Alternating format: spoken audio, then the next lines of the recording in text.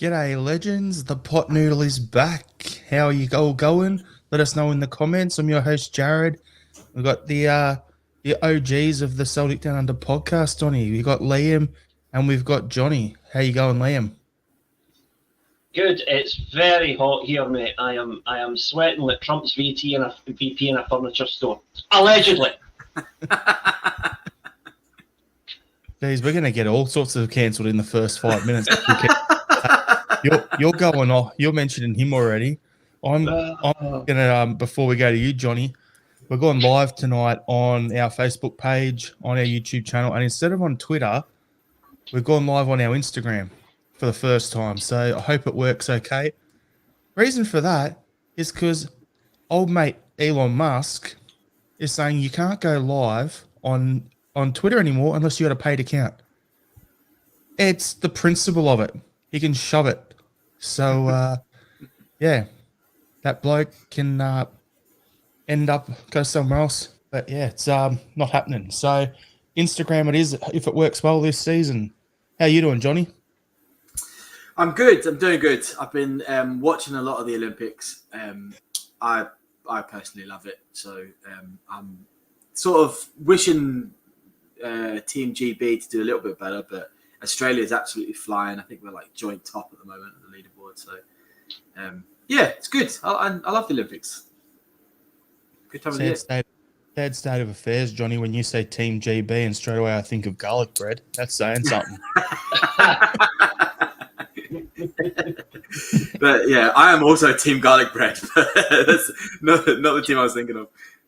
Right, I've got to ask about the Olympics, right? Because in Japan, there's a certain way that they cover it over here, right? We don't always have people that have got a chance of winning a medal, but they give them total coverage anyway, right? So see if you have like an Aussie guy who finishes 8th in the swimming, they spend 20 minutes analysing his performance and like 30 seconds analysing the guy that actually won it. Because that is what it's like over here. No, they're usually too busy talking to our winners, guys who win. Yeah, exactly. And if we don't get a medal, then they're, slandering the American guys for how big of wankers they are. So I think Team GB this year are pretty much like the Japanese. 20 minutes about the losers, but not the Aussies. So I'm going to bring this up. We've got a couple of comments here. So McLaughlin's already put his order in. Curry pot noodle, please. Andrew Galea, plenty to talk about on friggin' fire in the preseason. Yeah, we'll get into that shortly. Robert took him about 2 minutes on the return of the pot noodle to chuck that in the comments. And I'm like, well played, sir. Yeah, so yep. So the way I'm looking at it is the Olympics are happening. Whatever. We'll there's one thing from the Olympics I have to mention, and Shane's not here. I was going to wind him up. Oh. The Matildas. Ah, good God. Down 5-2 against, what is it, Zambia? Zambia, yeah. And somehow come back to win 6-5. But shocking defending though. That was goalkeeping for both teams, and I'm like, the goalkeeping for both temes made Barkas look good. Yeah. 100%. That is a thing. It's a thing I can't understand about what the women's football's really coming on. It's really improving. Goalkeeping still isn't quite there, and I don't know. There's no biological reason why women should be worse goalkeepers than men. I don't know why it is, but the goalkeeping standard generally just isn't that great. Technical skill wise, everything it's as entertaining to watch as a men's game often, but the goalkeeping just isn't there yet. It's training and funding. It's the old hat. Yeah. Like one of the goals conceded by the Australian keeper, the balls come in. All she needs to do is go with a fist and just punch up, and she goes like this, like she's trying to volleyball it, and it goes off her fingers into the net, into the goal behind her. I'm just like, what are you doing? Punch the bloody thing. But anyway. Also, it's only a certain type of girl that's into fisting, that's it. I'm sorry, but you left that open goal. I had to. I'm sorry. Liam, I don't know if you looked at the timer. I waited till we were past 5 minutes, and then I set you up perfect. It was like 5 minutes. Well 12 seconds ready for you. So, yeah, so Robert Gibson saying here about Palmer, I've tried to like him, but he just has that look about him. He's trapped in a lift. You just want to punch him continuously. Yeah. There are certain players in certain sports that just have punchable faces. I get it. Robert Gibson's also saying the Chicks goalkeepers are smaller than Greg Taylor, but they are bigger than how David. The back to Roberts one here, they are bigger than Tillio, aren't they? Yeah. And they're taller than Shane. There you go. There's another one for him. Drive-bys galore. Strange love. I'll leave that one. So I was going to bring up this comment from Strange Love. Last of the Olympics talk. Hey, fellas. Best thing about the Olympics so far was Gojira. Absolutely. Yeah. I don't even know if I said that right, but you did indeed. Fantastic. Yeah, they were great. Something I said to my wife while watching it. I'm just like, there's so much good heavy metal in Europe, and because of the language, I can't understand the music, but the actual music is great. So it was good to see. Who would have thought heavy metal at a Olympics? Perfect.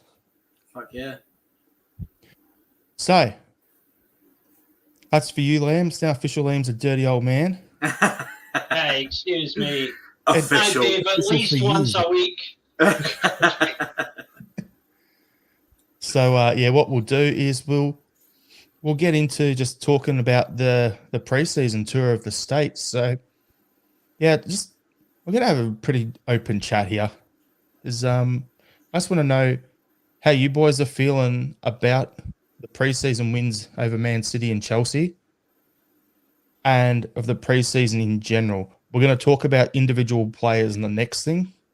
So we'll just talk about overall, like the games, anything in particular. So I'll start the ball rolling there. For me, what I've liked is the players look a lot fitter than they did this time last season. They're also moving the ball quicker, and we look like we know what we're doing. Like last year, there was patches where you couldn't tell, were they still trying to play Ange ball? Were they trying to play what Rodgers was trying to get them to do? You can tell the whole preseason doing that. It's coming off, so it's working well there. So for me, the incisiveness and the directness of get the ball to the winger, have like Kyogo come up, get on the ball, knock it back to a midfielder, then it goes out wide, and then there's that real hard pass in behind the centre back for him to run into. Seeing the directness has looked really good. Middle of the park, we've looked good, but yeah, back line, a lot of work to be done, which we'll touch on later in the pod. So, Johnny, what are your thoughts on what you've seen so far? Look, very much the same. I think I do this every single year, but we have to caveat everything with saying it is pre-season games. So for me, they're always about getting up to match fitness and getting players who would otherwise not get many minutes out and seeing what they're about. But to be honest, the standard of our preseason matches have been phenomenal, right? Look, Man City and Chelsea are no mugs. Even their B side is like up there. It's going to be double our wage bill, all of that, blah, blah, blah, blah, blah. So their standard of squad is like light years ahead of ours. And to be able to play that the way we have been and really coming away with really positive outcomes, not just score lines, because even if we drew or lost, we're looking for positives, right? But to play so well, I think you actually nailed it when you said, for me, my biggest takeaway is the ball pace. We are pinging the ball about. And that's an actual pleasure to watch again. We've really lost that. We got quite flaccid towards the end of the season. It just wasn't what it was supposed to be. It wasn't an Ange ball. It was something else. Do you know what I mean? It was just we lacked energy. We lacked we just lacked the will, I guess. Now we see it back. Chelsea game was fantastic. Really, really quick passing the ball about. And some really, really good goals. I know we're not going to talk about individuals, but starting to see shinings of the old Kyogo again. That sort of real ruthless striker. So, yeah, for me, some real big positives to take away, to be honest. And Liam? Yeah, pretty much echoing what you said initially, Jared. It's almost exactly a calendar year. I think it was last week since the 2 games in Japan, and it's night and day. Celtic look so much more prepared, so much more drilled, so much fitter, sharper, and more decisive than they were this time a year ago. And that is, I think, down to the fact that, like Johnny says, we've fully transitioned now from the Ange ball to, well, I don't think we've entirely ditched the Ange ball thing, but there's a nice fusion now of what Ange brought and what Brendan Rodgers brings. A kind of a, we still have that attacking flair and guile, but with a wee bit more pragmatism as well. Defence still needs a wee bit of work, but that will come with time. Important to remember that we did not, I don't think at any point did we have our full strength starting back 4 on the pitch at the same time. So that's an important consideration as well. I feel very good about it. And I'll just say this. I remember when we played a very similar pre-season game back in 2001. We beat Man United 4-3. And that was about a fortnight before we knocked Ajax out of the Champions League to make the group stages. And it set us up for a really good run in Europe that season. And I think beating a couple of pretty decent English teams, even if it's not their full strength sides pre-season, is a great confidence booster to just set us up nicely for the season ahead. Plus, without exaggerating, that makes us effectively the British champions, doesn't it? And European champions, because that is the great world champions. I mean, that's the best league in the world, and we've just beaten 2 of the best teams in it. So it was funny just give us the World Cup right now. When we beat Man City, was at work when the game ended, and I got this Tottenham fan sitting out in the other part of the office, and he comes up and goes, "So that's Celtic, the best team in Britain?" And I'm like, "Oi, why are you using that B word?" What best? Oh dear. So it was good to see. But the thing for me that I look at as well is, there's a lot of room for improvement still. It set us up well for Europe, as you're saying, Liam. Like, it's showing that we can be at the level. The Chelsea team wasn't missing a lot from their full strength. Maybe 3 or 4 players, right? The Man City team, what were they missing? Maybe 5 players? Like what started? Yeah, when both teams went to their benches in the second half, it's a complete shit fight, basically. But realistically, it shows that we're there or thereabouts. So when we talk about, if we were to, like people talk about, if Celtic and Rangers came into the Premier League, how would they go? They'd get relegated straight away. And within 2 seasons, we'd be a top 6 team once we got some money in the door, in my opinion. So it's one of those sort of things there. So the other thing I wanted to touch on, though, is we go from great attacking open play with teams that want to come and attack us to going sitting against, bus parkers on the weekend. And we go to Killies. So it's going to be a bit of a interesting to see how things are now with what we've seen so far with open fields to going and playing, against teams that will park the bus. Let's see how all the work we've done over the off season goes in that sort of environment as well. So, it could be an interesting one. I think the only thing I disagree with on that, Jared, is I think both Chelsea and Man City, despite putting probably, let's just say, 70% strength out, I think psychologically it's not a game that they're particularly bothered about, and I wouldn't say necessarily the Celtic players are either. But I think for us, it's important to be realistic in these types of games. They're about match fitness, and they're about getting players that we don't normally see a run out up against very, very good opponents who should, if you're to believe media, just close their eyes and beat Celtic and beat Rangers and stuff. So I accept your point, but I don't think Man City or Chelsea were ready to go out there and try and win at all costs, sort of thing. So, but that's the only thing I think I'd change. Don't worry, Johnny. Don't worry about it. I'm just saying that I want the clickbaity stuff. I want the comments. I'm trying to get the content farming going on with stupid grabs like that. All right, fair enough. It was a shit opinion. Fair enough. Anyway, I went out and stuck a fiver on Brendan Rodgers to bring home the league, the cup, the European Cup, the World Club Championship, and the Derby. But apparently the Derby's only open to 3-year-olds and above, so they wouldn't take my bet. All right, so I'll bring up some comments. Anyway. So, Robert Gibson, goals galore in the USA. Board will not spend now. Winning over there has just pulled the transfer rug from under us. Hopefully not. All right, hope not. We got here David Boyle saying Rodgers is the team pairing. However, the board is making themselves look even more incompetent. A shocking contrast. Andrew Galea we've looked dodgy at the back, but midfield to forward, fantastic. Yeah, I agree. McLaughlin is saying having a goalie that doesn't need 3 to 4 touches to control the ball is going to make a big difference on the counter-attack. We'll get into. I was really impressed with both goalkeepers, actually, I've got to say. Yeah, me too. Yep.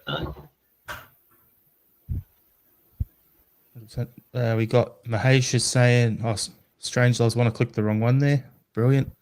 It's only pre-season. I don't read too much into the results, but it's good insight into a tactical cohesion, fitness, and the team's general attitude and performance. It looks good. Andrew's saying we need a big centre half desperately. Agree. Henrik McLaughlin, no new outfield players is the elephant in the room. Mm-hmm. Yeah. Robert Gibson's responded to that. If we brought in an elephant for the room, at least it would be something. Yeah.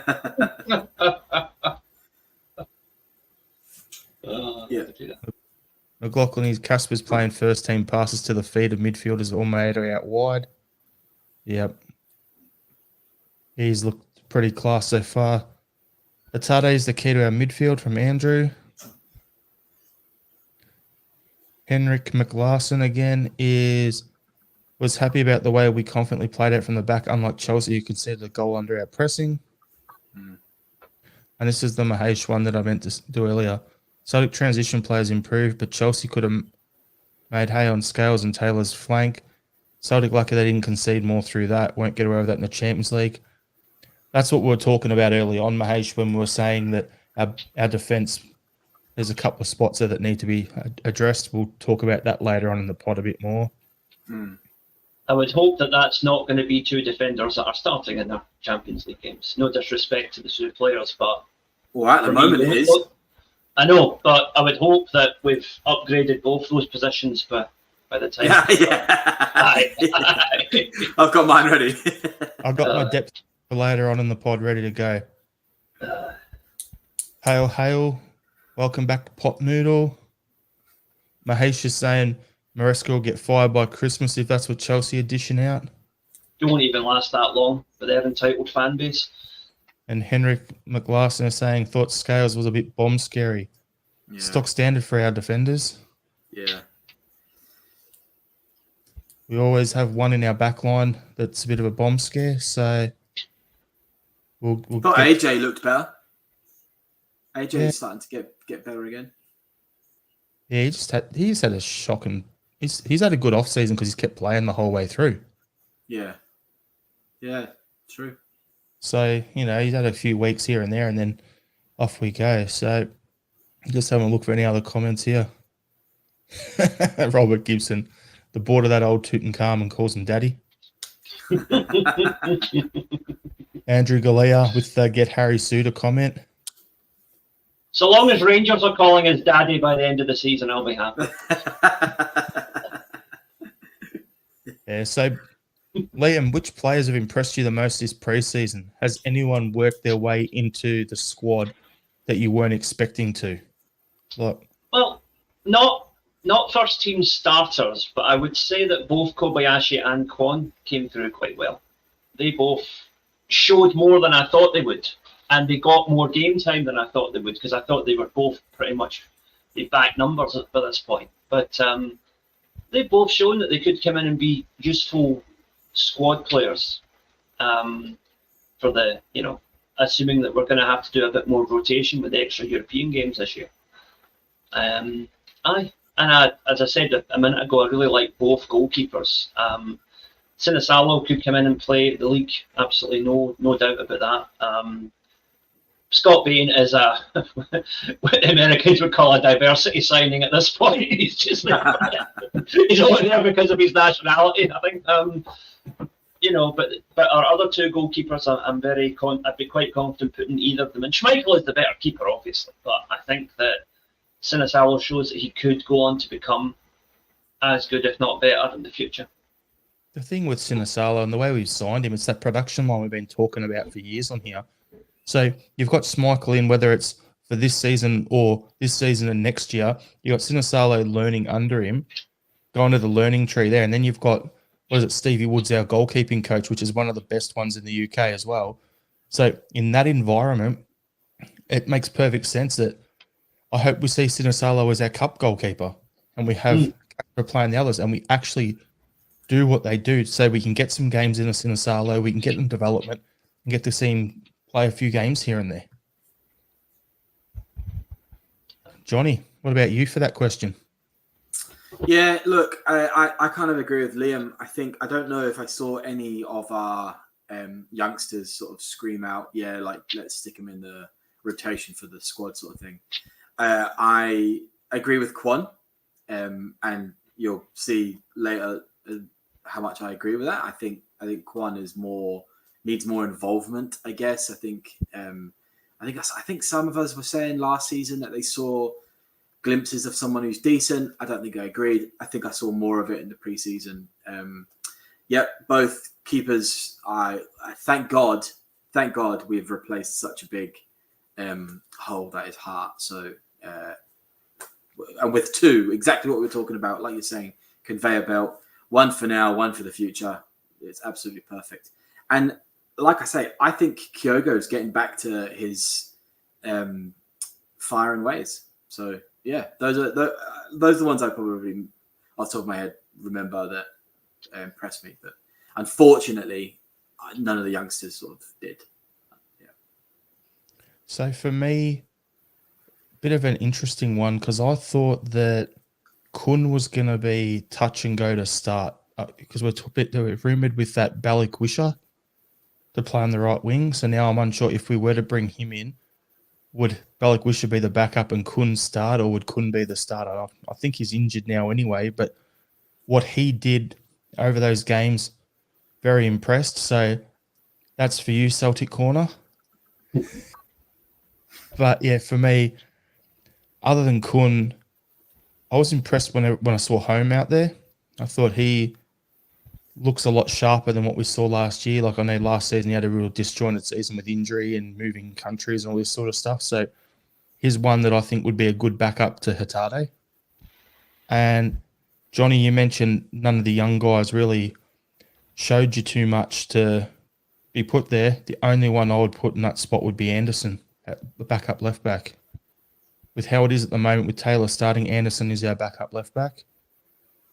And then if we bring in another left back, which is the next thing we're going to talk about, then Taylor drops into the reserve spot. Anderson is just the third stringer, the guy developing in the background to whether he goes on loan for 6 months somewhere within the league, second half of the season, or whatever happens. I liked what I saw from him. Yeah. I don't know if I can recall Anderson's performance, but it's good at least that some of the youngsters caught people's eye. It was funny because at one point I'm looking at the game and I'm like, is that a centre back over at left back out of position or what? And then I realised, no, it's just because Taylor's so small. Yeah. So then I Googled it and I thought, oh, Anderson's up around that. Can't remember the exact things. I'm going to look. I think he's just under 6 foot if my memory was right. Pretty tall for a left back. They're normally, fairly short, quick winger types, aren't they, nowadays? Yep. So what is he? 176 centimeters. So there you go. He's like 5'10". Not bad. So, yeah, overall, there's some impressive players breaking through now. talking about the left back, we've been linked with Wolves left back Hugo Bueno, the Kinder Surprise, on loan for the season. Will he be the player to provide Greg Taylor with a challenge for the starting left back position this season, Liam? Possibly. I mean, if we can get him, I definitely think he's an upgrade. Not a player that I know that much about, I'll be honest, but what I've read and what I've seen is positive. Yeah, I'd be happy with that if that was our left back. As I said, we need a left back and a centre back. Minimum one of each. I think Alistair Johnson's fine on the other side, and with Ralston as the backup, I think right back is covered. Centre back is always going to be Carter Vickers +1. Scales is a good backup, but we need another starting centre back along with a starting left back. So yeah. And Johnny, what are your thoughts on that? I am sure the guy's good. What I'm not sure about is a loan option. I feel like this is something that Rodgers did last time at his tenure, and it seems to be a default again, which is we'll never be able to afford these guys, or they'll never come to Celtic permanently. So we'll just go loan them out, which is kicking the can down the road. It doesn't offer our business model any sense, and it doesn't really offer as much. I don't think all loan players are invested in it. If we think of some of our loans that we've had under Rodgers, they've been so hit and miss. I can't think of many that really succeeded. Off the top of my head, I think Timo Weah was you could have said success, but Ollie Burke wasn't a success. Toljan wasn't a success. Do you know what I mean? There's so many of them that you could say didn't do what we needed them to do, and what we really needed was to buy, develop, and then hopefully resale, which it doesn't work with loans. So I'm sure he's fantastic. I'm sure he kind of works, but it's not very encouraging that we're going back to a loan system. If it's loan to buy, I take it all back, but I don't know if it is. So on that thing you said, John, about Rodgers loans, yeah, the only three ones that would have been good were Timo Weah, Paddy Roberts, and the other one, because it was a loan for 12 months and then we bought him, was Edouard. Everyone else was rubbish. Yep. So that says it there. However, the talk of Bueno, he's only coming on loan for a year. So what I've heard is that the thing is he's down the list. Our top targets weren't available, so we're getting him in on loan. He's 21-year-old left back earning about 11 grand a week, whatever. Bring him in so there's competition. Next season, Taylor, who knows what happens, he's out of contract. But the talk is get that Claxton ready. Kieran Tierney comes back with Anderson as his backup. That's actually the talk that I'm hearing. And I don't know what to think about that. That's just what I'm hearing in all the group chats and shit. I'm not in the no age and I'm just spitting out crap that I'm hearing. So, yeah, I don't know. I think we're pushing the left back position down the road a season like we did with the goalkeeper last year, like we've done with the defensive midfield position pretty much ever since Bruni retired. It took a few years to fill that role. So we'll figure it all out eventually. But Mahesh has come up here with about Bueno, amazing in attack, Celtic level, but worse than Taylor in defence. That's not good. Who said this? Definitely an upgrade, never saw him play. Great logic. Who was that one who said that? Probably me. one of us. And then Andrew's saying Taylor is okay with a decent, big, quick centre-half beside him. So like Harry Suter, basically, the big 6'6" guy with a head the size of my computer screen. Yeah, cool. Yeah. So apparently, like, Strange saying like Hugo, but only if he's potentially our player. Yeah, that's the big thing for me. You know, the Adam Ida situation now is the lesson. Do not take a player on loan unless you have the option to buy him, because Ida came in, looked really good, and now everybody wants him, and Norwich know that Celtic want him, so they're being dicks about it. Had we agreed a fee before we took the loan, then this wouldn't have been an issue, and it'd already be in the squad. just chucking it out here, it might very well be why the loan hasn't just happened already. Because I wouldn't have expected a loan position. The guy's young. Celtic's a good team to sort of exposure. A loan would just make sense and happen quite quickly. But maybe we're in negotiations for that option. So it seems to fit into Celtic's business strategy at the moment. Is wherever possible to add on a loan to buy option, right? So you never know. It would make sense. I would love for the Tierney thing to happen. It would be brilliant. I think Tierney would have to sacrifice 2/3 of his wages to come back to Celtic. It would be a big. I would say Tierney coming back to Celtic would be almost a swan song. He'd be coming back because it's his club and it's his passion and stuff. But he would have to be giving up chances of pretty much doing anything else. So I don't see it ever happening, which is okay. We need to move on. But but loan to buy has to be a model if we're going to do loans. And Andrew in the comments he's saying he's serious about Harry Suter. It was Rodgers that bought him at Leicester. Yeah, it definitely was. So that could work. But yeah, what you're saying makes sense. Like I hope there is a reason for it. He's on about 100. KT's on about 120 grand a week. So yeah, top 2/3, he'd be a top earner still. So it's ridiculous. Mm-hmm. Yep. We'll see how that one plays out.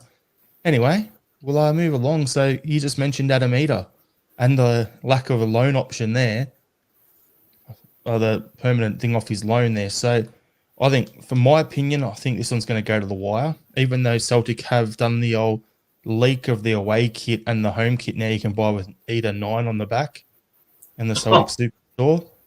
I think it'll happen, but I think it's going to take time. But does the leak mean it's further along than we think? What do you reckon, Liam? Can he play left back? Where's my left back? Why are we still having this conversation? Where's Louis from the Cynic after all these years? He was having this when KT first left. It was, where's my left back? That was his joke every week. It was. No, I mean, if Celtic have put that out there and we don't sign either, that is, somebody in the marketing department should be getting sacked for that. Although knowing Celtic, they'll probably get promoted. But that's a weird one. Surely there must be something.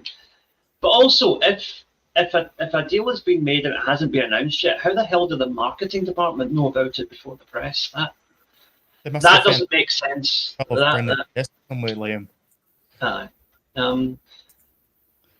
Never credit with vindictiveness what you can accredit to incompetence. I think it's much more likely that someone at Celtic just made a balls up with the name on the shirt. I will say though that in football it's not unheard of for teams to sell names on the backs of shirts before they get announced as signings. So other teams have been that stupid. So yeah, it could happen. Maybe it is rather. Yeah. Well, it was Barcelona. They sold something like 10,000 shirts with Figo's name on the back, and then the next week he signed for Real Madrid, and they had to refund everybody. Yeah. I swear to God, on the Tierney thing, weren't Arsenal selling Tierney shirts before he got announced? Nah, probably. I'm sure he was. Yeah. I'm sure Arsenal were doing that. So you never know. So Strangelove is saying that he likes Eder, but only at the right price. If we pay stupid money, it reduces our resources to build in other areas. Does it really reduce our resources when we have copious amounts of million that cash there? Yeah, I know we shouldn't be held to ransom. It should be. I don't think anything more than 6.5, 7 million. Tell him to do one, but I think we should be trying to pick him up for about the 5 to 6 mark. Is a quite fair and reasonable figure. If you think that's what we got when we sold Giakoumakis, and that's essentially who we've never really replaced. So if you pay out what you basically brought in for Giakoumakis, then it's actually it's neutral in terms of the outgoings, if you look at it that way. It's it's an English team, so there's a premium with buying from English teams. So even if they're not worth that money, you're having to pay that premium because it comes from whatever badge. So that it's probably reasonable for the sort of really raw talent that Ida is. You probably will need to pay 6.5 something or 6 million for him. So, mainland Europe, you'd be looking at about 3 or 4 million. England, you can probably double that. And then Asia, like Japan, you're probably paying 2 million, right? So it's market. It's market. Yeah. Liam, I've got it for you. What did the Huns pay for Sam Lammers last year and Cyril Dessers? 3.5, 4 million in that sort of range. The same money we spent on Kyogo. Yeah. But read the small print, Jared. That was 3.5 million iron brew balls. I put it in Monopoly money. Oh God. But anyway, well, when can we go laughing at the asbestos dome? I'm ready to go with that one. It would certainly be like Rangers to turn up with ginger bottles when they asking for the payment. So wouldn't have a decency to drink it first because the iron brew is staunch and orange, you know. Anyway. So looks like the Bernardo deal's done. 3.5 million plus plus 30% sell-on fee to Benfica, signing a 5-year deal. It's just a matter of getting up here, getting everything done. So yeah, I'm happy with that fee. I said on the pod, one of the chinwag ones.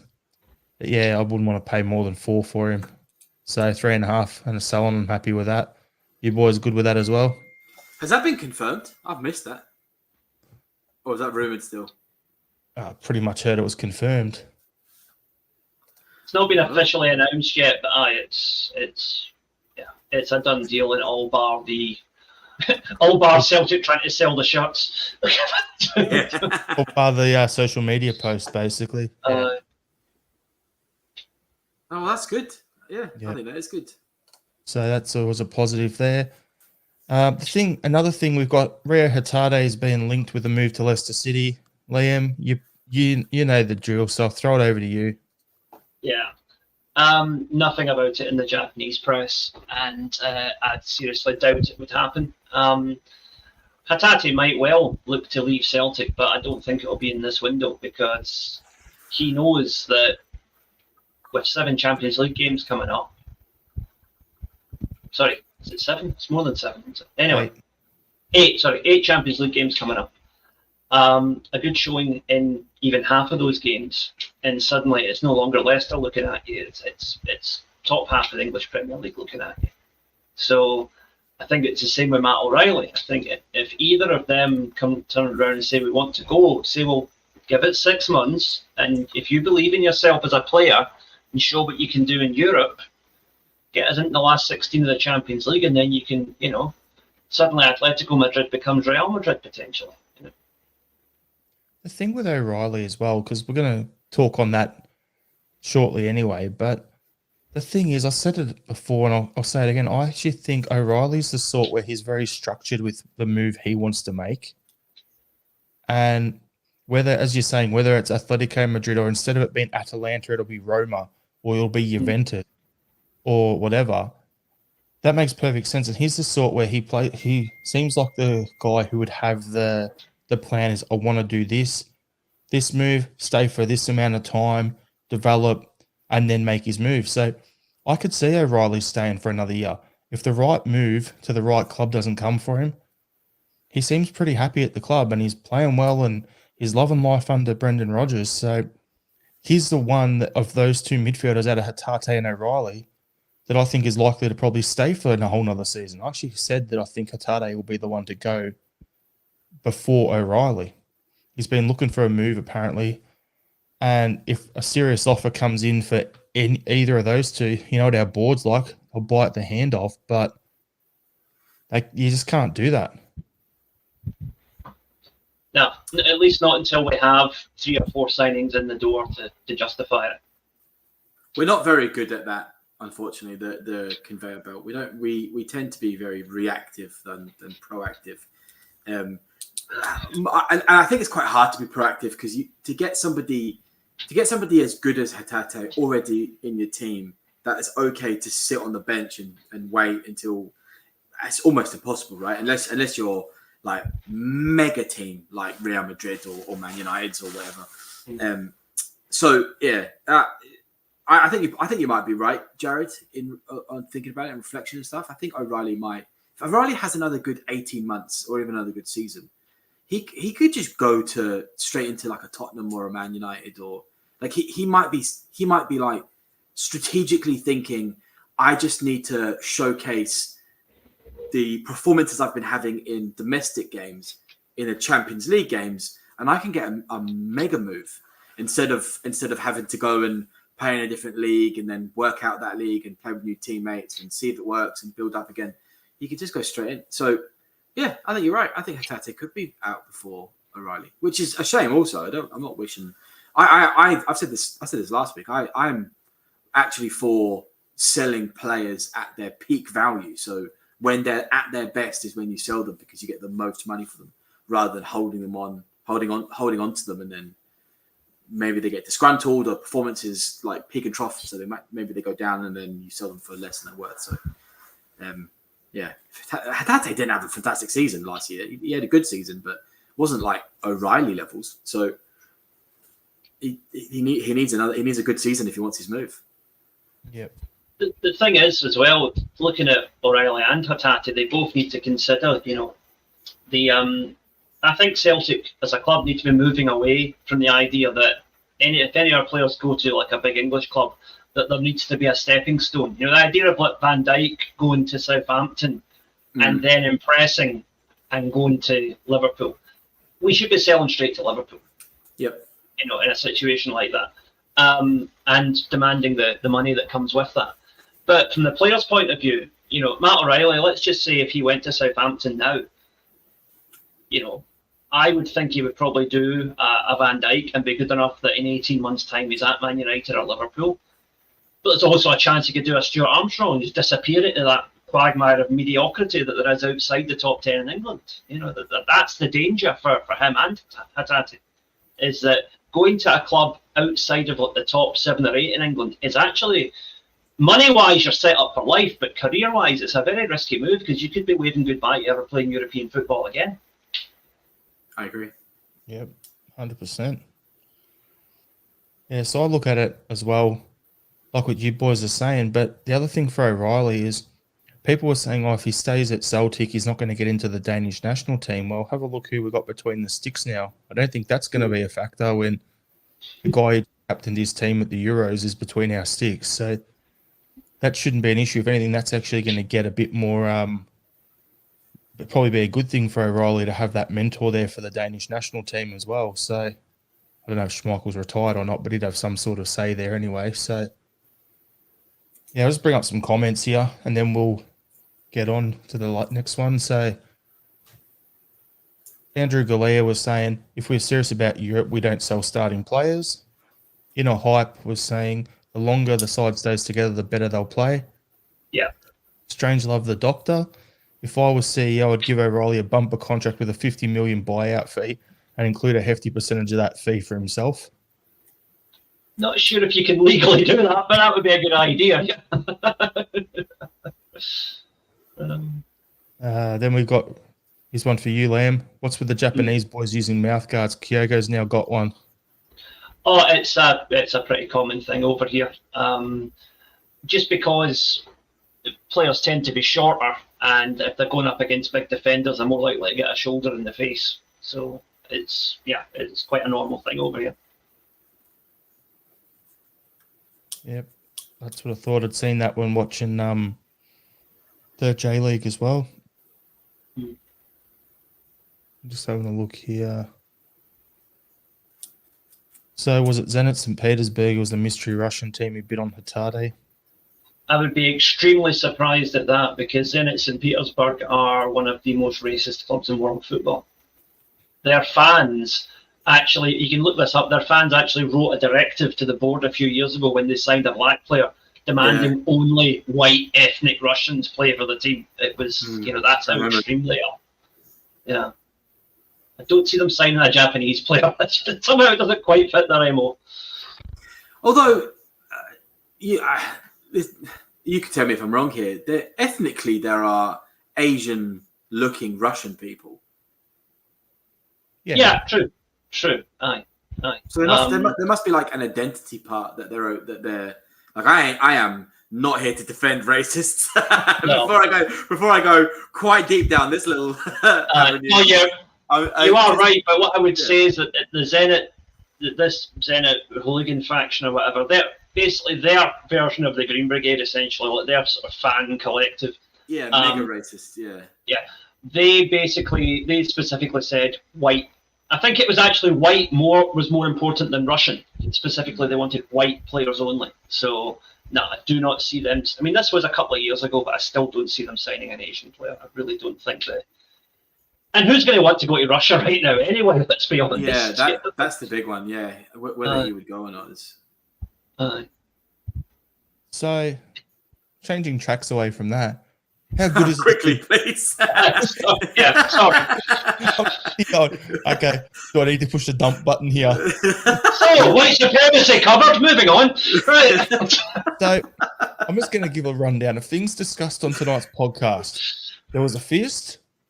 There was the word flaccid was used, and now we've spoken about racists in Russia. Okay. And just to clarify, Trump's vice presidential pick definitely did not have sex with a sofa. Just so he absolutely did not. Definitely didn't. Okay, we're clear on that. Okay, so to add to that sort of chaos, Benji Siegrist has left the club. He's over to join Lenny in Romania. Yeah. Hey, see ya.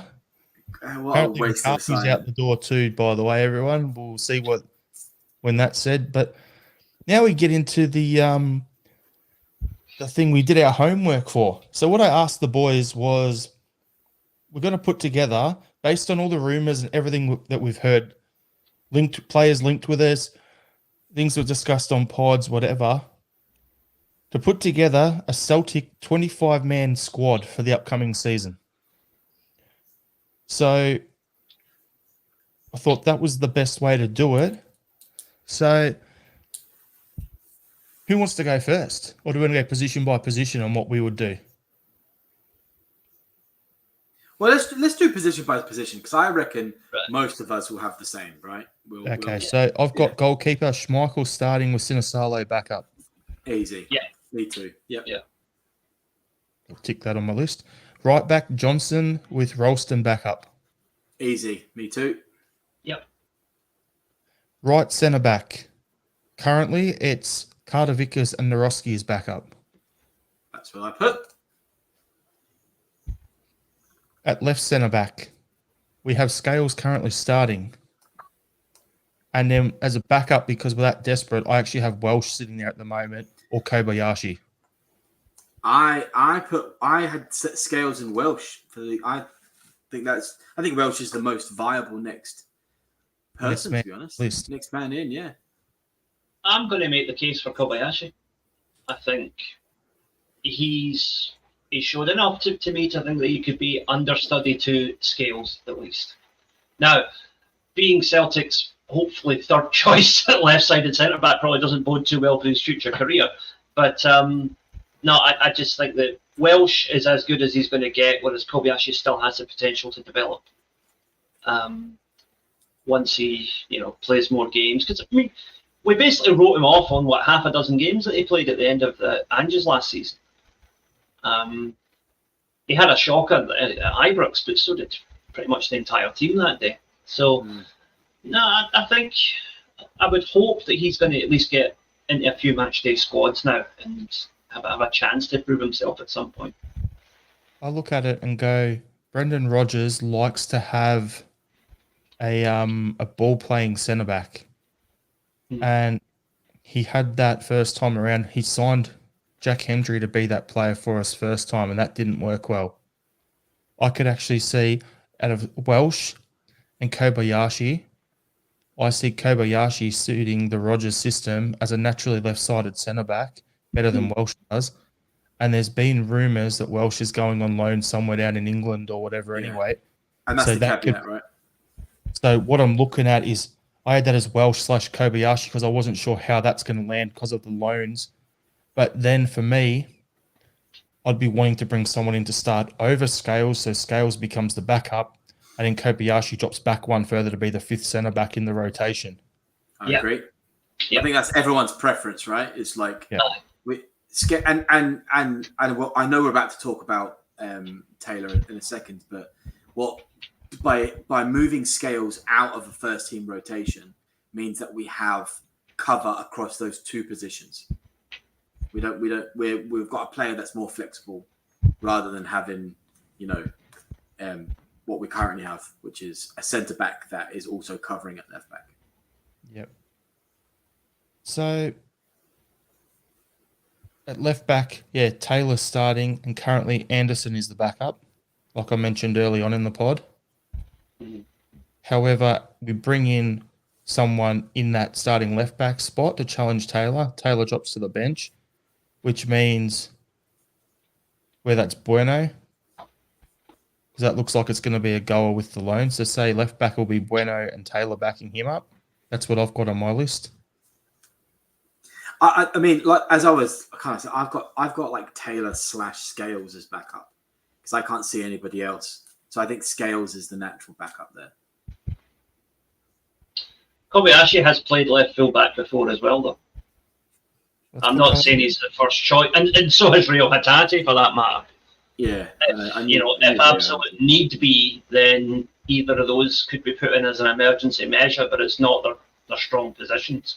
But Taylor's a perfectly serviceable left back at Scottish League level, right? Yeah, I think he gets a lot more criticism than he deserves. He's a good, solid player, but for Europe, we need an upgrade. So it's got to be whoever, and then Taylor is the backup. That has to be the plan. Yep. And but what we've just said is that the only backup that we currently have, as it stands right now, so even like take Europe out of it, take whoever, like who we're signing out of it. As of right now, we have Taylor and nobody else. We have Anderson, who's the boy from the under-21s or whatever. We've got Rio Hatate, Kobayashi, or Scales that have played there before. It's madness. It's actually mad. Okay, I got an idea. Let's sign a Bolingoli and a Julian, keep him on the bench, and put Carl McGregor at left back. What do you reckon?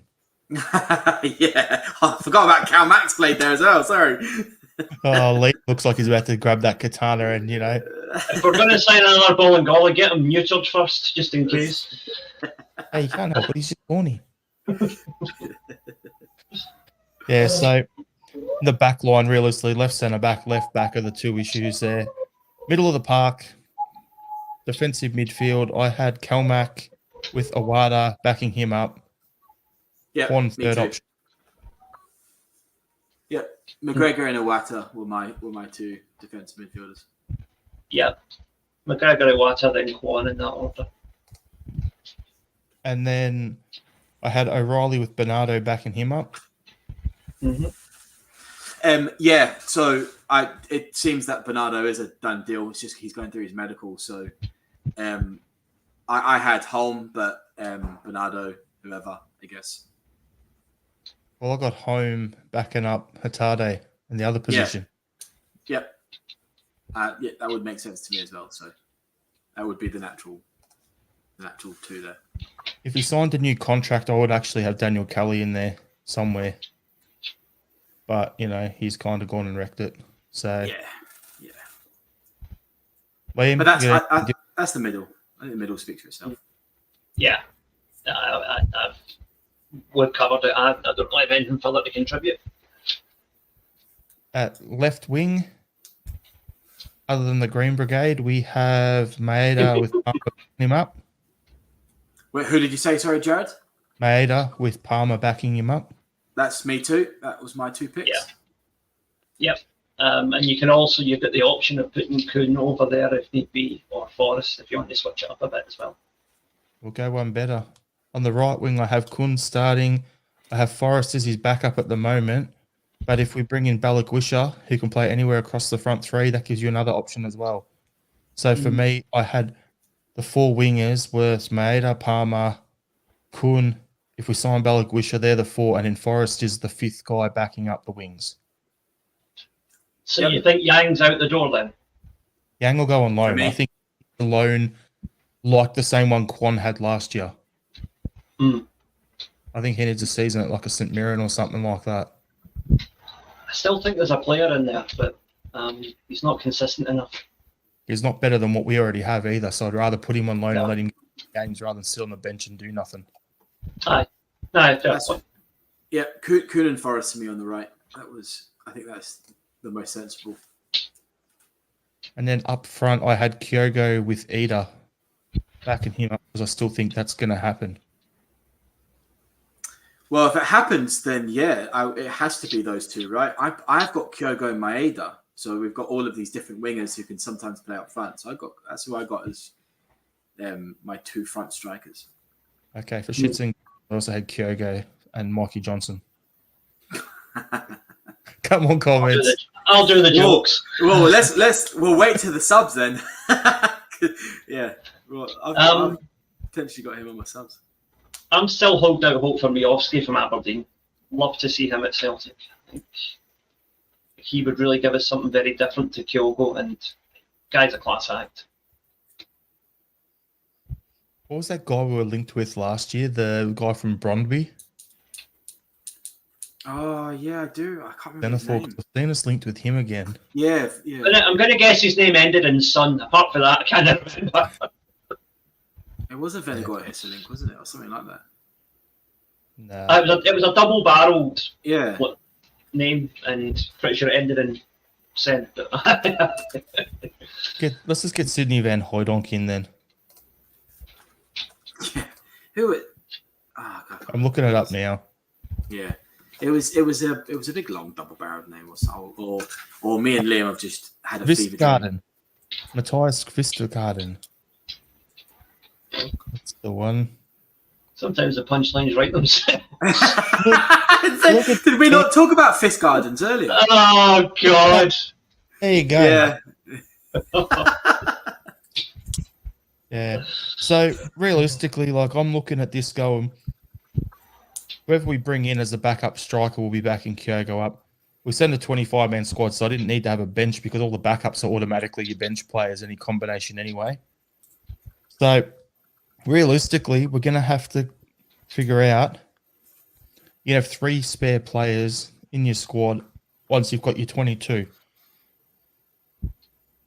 So I had Bueno comes in to start at left back with Taylor as the backup. I had Welsh at the backup left centre back. Left centre back. And I've gone with the link, apparently, Dara O'Shea from Burnley, the left centre back, the Irish international guy we're linked with. Apparently, we've gone back in for him. So if that is true, then we'll put him in and have Scales backing him up. And then Balikwisha coming in. And then it's a battle between Kun and Balikwisha for the starting right wing spot with Forrest as your backup. So I think all up the squad looks pretty nice there. And then you've still got all your youth players to come through as the challenging every other position from there. I went a bit different. So my 3 extra subs, apart from obviously backups to your subs, was Lager Bielka, Quan, and Mikey Johnson, because I'm kind of hoping he can have a season at Celtic like he did at West Brom. But I think the interchangeability there is obviously this is no signings for me here. So these people get knocked off if we sign others. But for me, Mikey Johnson can be switched in or out with Yang, depending on how confident you feel with either of them. But I think Mikey Johnson's had a pretty beller of a season at West Brom, so worth sticking back in and seeing what he's like at Celtic. What are you thinking, Liam? Well, you've got Bain and Mikey Johnson as your DEIs, haven't you? So that's 2 of them, and yeah, I'm going to say Yang. I still think there's a player there, and I think he's worth keeping. I know you want to loan him out, but I think he could still make an impact. Fair enough. For me, I'm looking at it going, I know I said with what we've got there, Johnny, but then I've linked it in with what players we're being linked with as well. So if we can strengthen that left centre back and left back so that Scales and Taylor drop back as backups, then I'd happily have either Anderson or Kobayashi as my backup defender for the extra player there. Middle of the park, the extra player, I had Quan with question marks next to it. And then up front, the backup was Forrest. So that's what rounds out my one by bringing in other players. So, yeah, I think overall it's pretty decent looking options we've got there. I think if these signings happen, the ones that are quite strong and rumored to be in advanced stages or whatever, then I think we're starting to look a little bit better. The problem is we haven't really seen these players at Celtic. We haven't seen it if they can rise to the occasion or if they gel with the team. So they might be great on paper, but they might actually be absolute shockers. I mean, talking of people like Toljan, on paper he was phenomenal, right? He was the best right back we could have got, and he ended up being rotten. So you never know with transfers. My overall impression of our depth is it's pretty woeful. I think there's some players that are just not at the standard that we want Celtic to be at, especially for Europe. I think maybe we get away with it in domestically, but European stuff, we're way off the mark with some of these players. So moved on, and we need to start really taking the signings seriously. I honestly think we, especially with Rodgers, we wait until the very bottom of the barrel. We see what's left over. We just get what we can. At least Ange went out and bought dead early, which was encouraging. But when Ange did that, there was a certain person. Some were good and some were shit. Yeah. Not at the club. Yeah. And look, I'm not under any illusion. Ange's hit rate was close to 50-50. Some were phenomenal and some were absolutely woeful. So, and I think probably Rodgers were more successful than not. But we're in this sticky stage again where we've got a lot of driftwood that needs to be moved right on. Yep. So, guys, well, before we go to our final thought to wrap up the pod here, I'm going to bring up this meme that I saw earlier in the week because I know Jared from our Thursday show will love it. So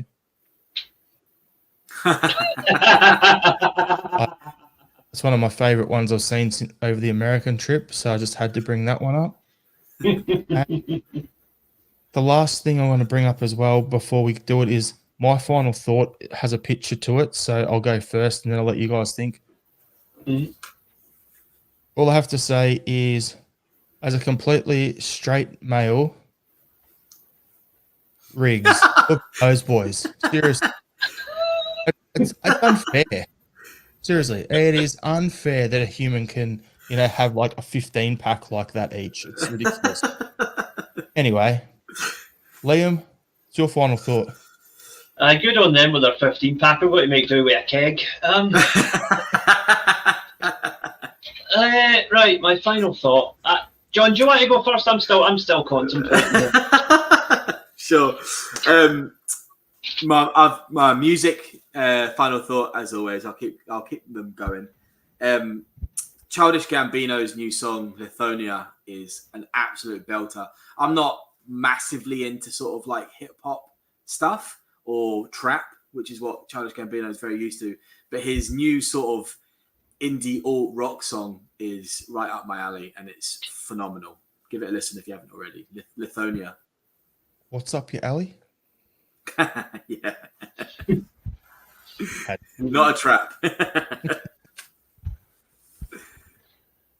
Yeah. Okay. Final thought. I'm gonna pose a question to the listeners, right? Because maybe you can help me with this wee bit of research. Okay.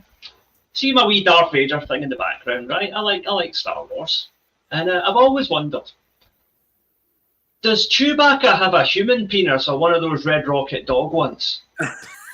Because the reason I'm asking, Disney have stopped answering my emails. So, please, if anybody can help.